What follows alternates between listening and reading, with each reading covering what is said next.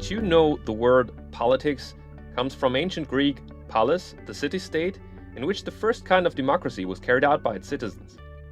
They, like us today, identify problems and discuss them.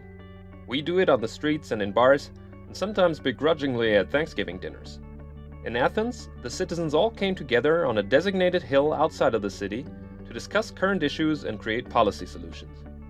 Every free man, literally only free men by the way, had a say and a vote to decide on a policy for each issue. Thus, word on the street was transformed into politics. This input from citizens into policymaking is what we call direct democracy. Modern nation-states, like Germany in our example here, do not share one common public space where all citizens could meet.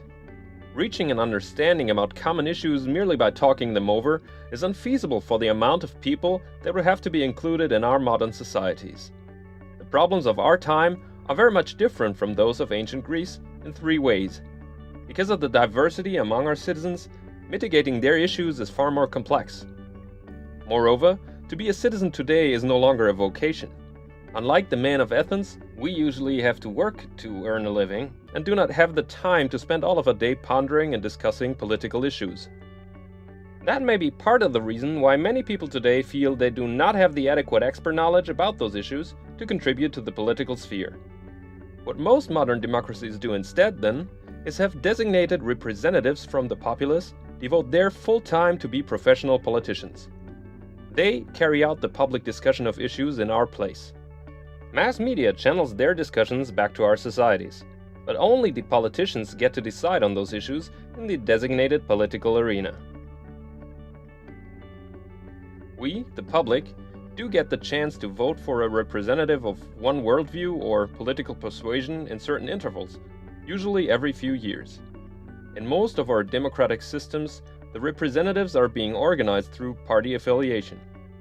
The majorities that come about in the elections then get to decide on current issues and turn them into policies for as long as they are elected.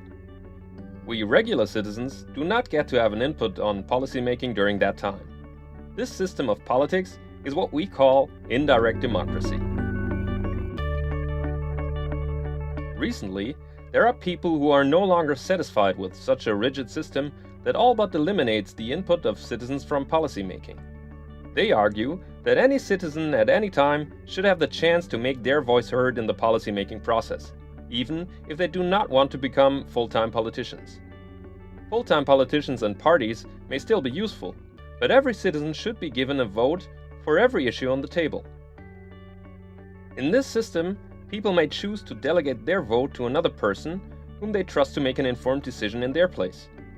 They in turn may delegate those collected votes further on to yet somebody else, a politician who stands for a certain worldview perhaps. They may also choose to elect professional politicians themselves. And now, people also get to vote on policies directly. Now, there are several ways in which the input from people may be transformed into policy. Moreover, whenever there is a particular issue in which a person has such a strong opinion they do not want to trust anyone else to make the decision for them, they can take back their vote from the person they delegated it to and vote on the policy themselves. It is this fluid alternation between direct democracy and indirect democracy that gives name to the proposed system of liquid democracy. Modern technology has made a public space that all citizens can inhabit possible. Instead of on a hill outside the city, we may meet in cyberspace. We can discuss events online to determine issues that warrant policymaking. Collaboration tools, of which Wikipedia is but one small example, can facilitate ways in which many people can have an input on policies. And computers and modern cryptography can tally votes and the delegation of votes so we can decide on those policies. This way, all citizens could partake in policymaking once again, much like on the Agora, the hill outside of Athens.